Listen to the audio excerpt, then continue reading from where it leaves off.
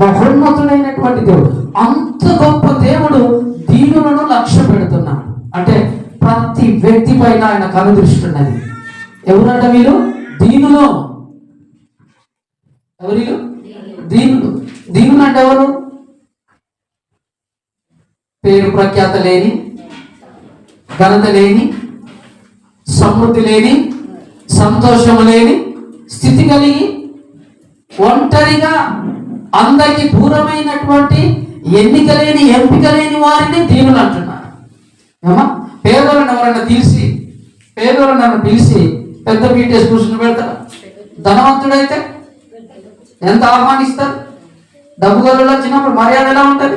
పేదవాళ్ళు వచ్చినప్పుడు మర్యాద ఎలా ఉంటుంది? లోకం పేదవారిని దీనులని పక్కకు పెడతదేమో, కానీ మహోన్నతుడైన దేవుడు లక్ష్య పెడతాడంట. అంటే ఆయన కనుదృష్టి ఎవరి మీద ఉన్నదట? పేదల మీద ఉన్నది, దీనుల మీద ఉన్నది.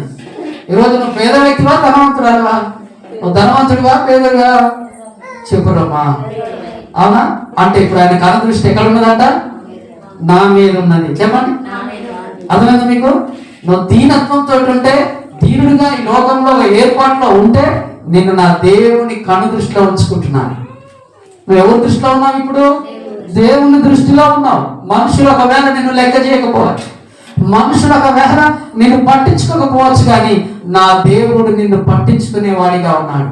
నా దేవుని కనుదృష్టిలో నువ్వు ఉన్నావు కనుక నువ్వు ఎవరివే? ధన్యుడివి, ధన్యురాలివి. ఎందుకంటే నిన్ను చూస్తున్నది ఎవరు?